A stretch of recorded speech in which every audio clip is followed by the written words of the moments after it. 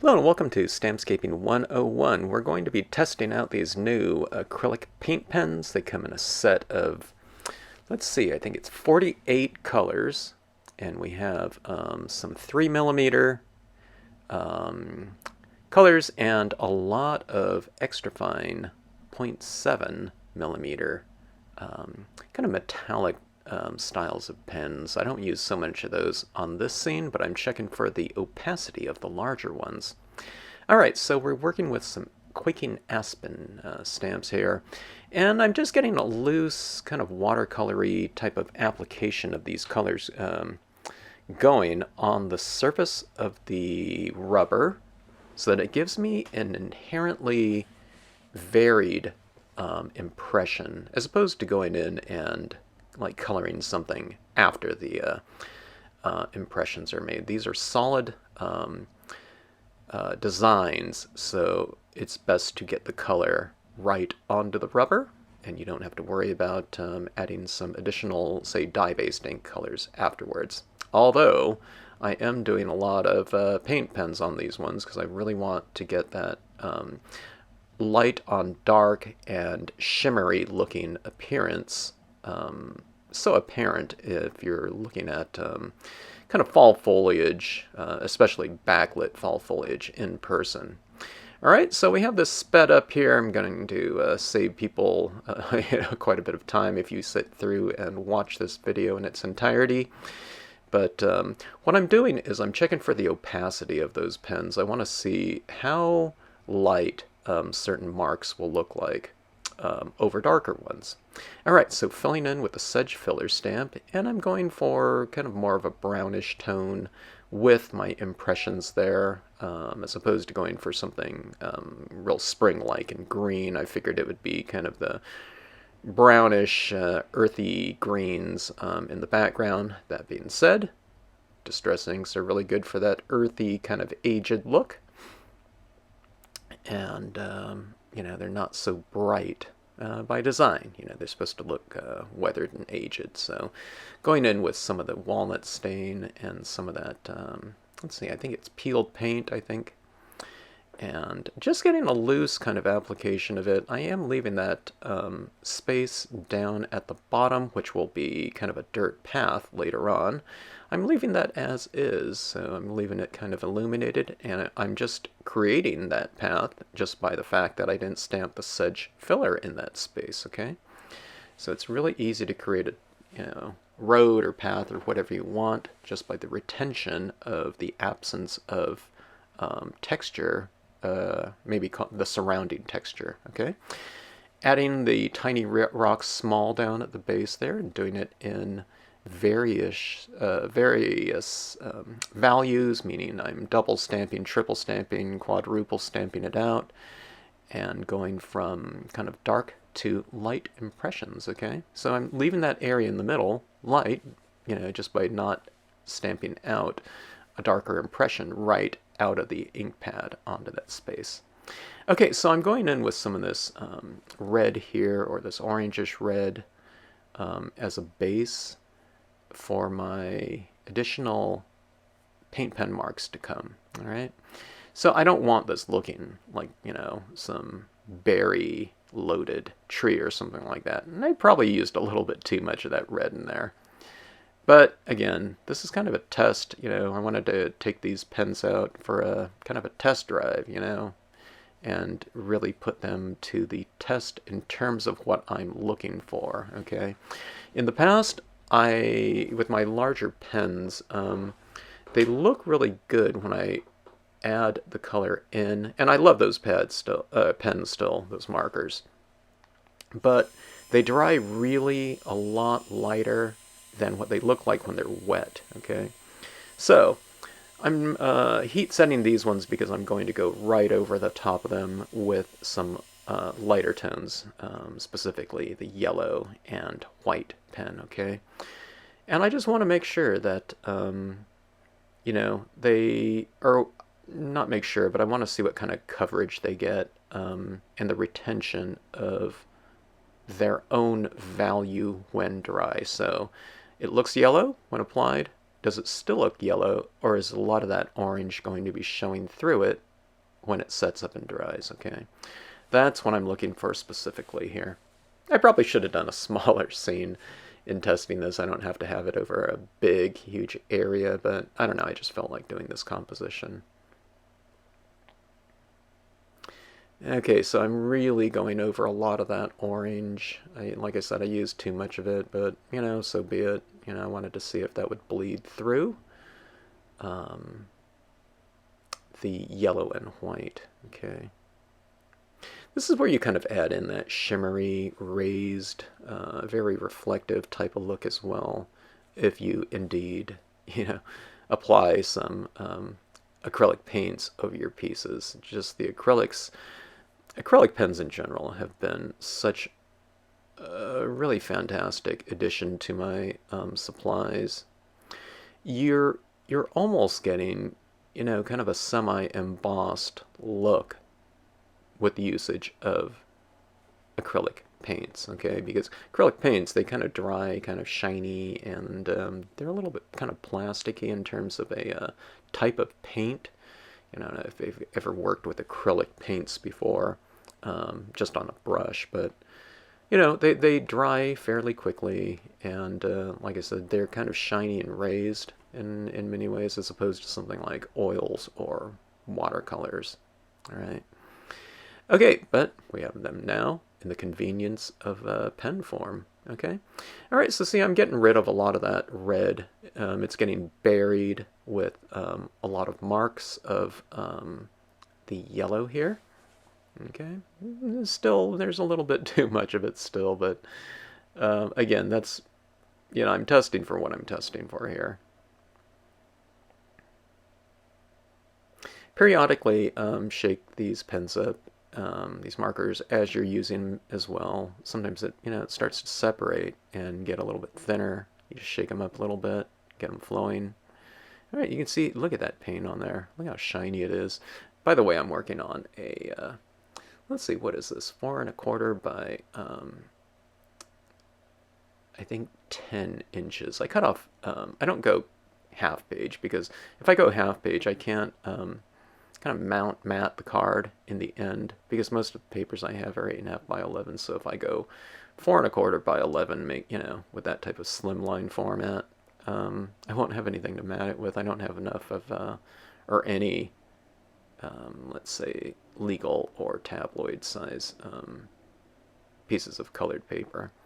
All right, so going in with the white here, the white really kind of brings out kind of a reflective type of shimmery look into the piece, okay?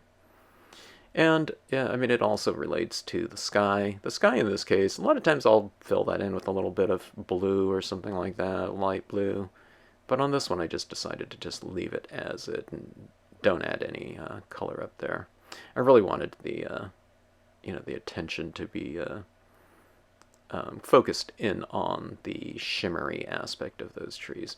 Okay, so going in with these extra fine point metallic pens. This one, I believe, is a neon glitter. I don't know how they classify them. They don't have it kind of officially marked off on some chart or something like that. But in this set, there's metallics, kind of a pearl, you know, pearlescent, iridescent looking type of paint. And then you have the neon glitter, which really looks glittery.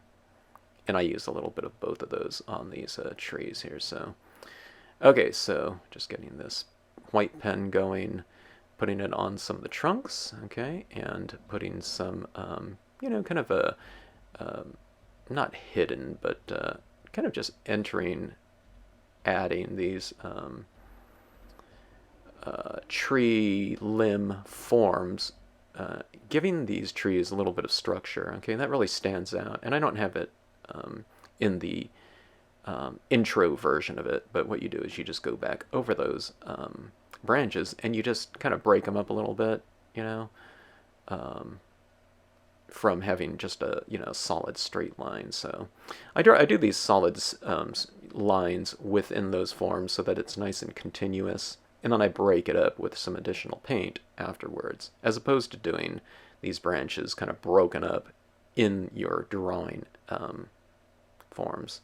Okay, so I'm looking at I was going to do the larger fence in this piece, but I thought maybe we'll go with the smaller one on the right-hand side, like this one. And then I'll use the larger fence on the left-hand side because those trees represent, you know, kind of a, from a distance standpoint, something closer to us. So I'll use the larger fence over here, and just a portion of it. I didn't want to make them look like really small trees by stamping the fence up really high. So I stamped it low and just off the page, and that's one of those things. In scenic stamping, it's perfectly acceptable to stamp, you know, 2/3 of a design, half a design, whatever, you know. It's just going off the page. It's not like an isolated subject matter focal point of a scene, okay? All right, so going in and adding some shadows at the base of those fence posts, adding some shadows into the tree forms, just a little bit. And you can do that because this is kind of a more of a matte type of paper. Okay, so adding in some of these little shimmery touches to the road and back up there in the grassy slope or meadow. Okay, so some of those white, you know, dots are in the trees, and it's a good idea to bring in some of that texture into other areas. Okay, now I'm going back in, now that I have the fences in, I'm adding some of these yellow dots throughout the piece, on the ground, on the road, etc. Because it stands to reason if this is fall, you know, and trees are, you know, losing their leaves, then you'd have some of those yellow leaves on the ground. Okay, so going in here with my trusty white pigment ink, adding some depth into the scene, adding some lighting, adding textural range, okay? Now I'm adding that in right now, but I really do need to, I was thinking about, I need to dry those fences because I stamped those out in a VersaFine Clair black, so it's really, really dark black. But for those that are familiar with the Clair, you know that that ink doesn't dry very quickly, so I'm kind of, you know, using this white pigment ink in here, kind of buying some time, so that those images would dry. But then I thought, why don't I just emboss them, okay? I wasn't quite sure if I was too late to emboss it, and I wasn't, so you'll see me do that here. But I wanted to create a little bit more foreground, so here's these reed stamps, or reed impressions, I should say, reed stamp, grassy impressions right here on the left and right hand side. Kind of frames off the bottom of the scene, I thought. Now, as I looked at it, I thought, oh, those images are still really shiny. You know, the fence and reeds, so I thought, let's give it a try. Let's see if this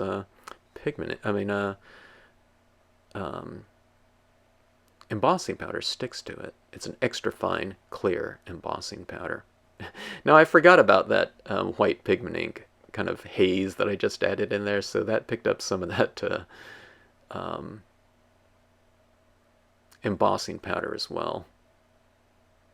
But I was fine with it. If it just, you know, if the road or that fog was embossed a little bit, maybe it's kind of raised. But here you have it with the Clair, you know, the Clair and embossing powder. You can see how shiny it is, and it has that super wet look of a freshly stamped piece.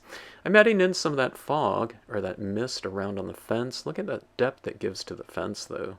Doesn't it give it a really great textural range, having some areas of it softer than others, and it's illuminated in an area, so the fence, I believe, when you do treatments like this, it makes it look so much more kind of three-dimensional and rich. Okay, quote stamp right over the tops of those trees. You know, those trees, the tips of the trees, I mean, it's only like as dark as maybe like an ochre or something like that. So you can stamp right over the top of them with a black ink, and it'll stand up against those, you know, those contrasting values. In this case, not a high contrast. So I'm absolutely fine with stamping over areas with like a 20% value or something like that. Going in with the fine tip, extra fine tip paint pen, adding some highlights and lighting to these fence posts and rungs, Kind of that finishes it off pretty good. And it's kind of fun. It's that the fence is actually raised because, you know, it's on or it's been embossed, so it's kind of fun adding that extra highlighting on top of something that's actually three-dimensional. So the highlight, you know, makes it so it looks three-dimensional, but it actually is three-dimensional in this case, you know. Not super raised or anything like that, but raised enough. Okay, I forgot that quote stamp. That versifying clay was still wet, so I got a little smudge when I was mounting the scene like this. So I'm mounting it on the Star Dream antique gold cardstock. It's a really beautiful paper, kind of that iridescent gold. So having that iridescent one, it looks like a kind of like a brushed gold. Mounting it onto a piece of matte black cardstock here, just to finish off the scene. I guess I could have made it a folded card, but I didn't. I just made it more of a flat scene right here. But that is it. I think let me see. Do I go back in and add a few more touches? I can't remember. Okay, I just changed the exposure there too on my camera, so you can get a much more true kind of version of what the scene ended up looking like. Okay, so anyways, that's the card there. That's the pens. I think they're nice and opaque and work very well in this type of application of, you know, kind of creating shimmering leaves. Thanks for watching. Hope you enjoyed it.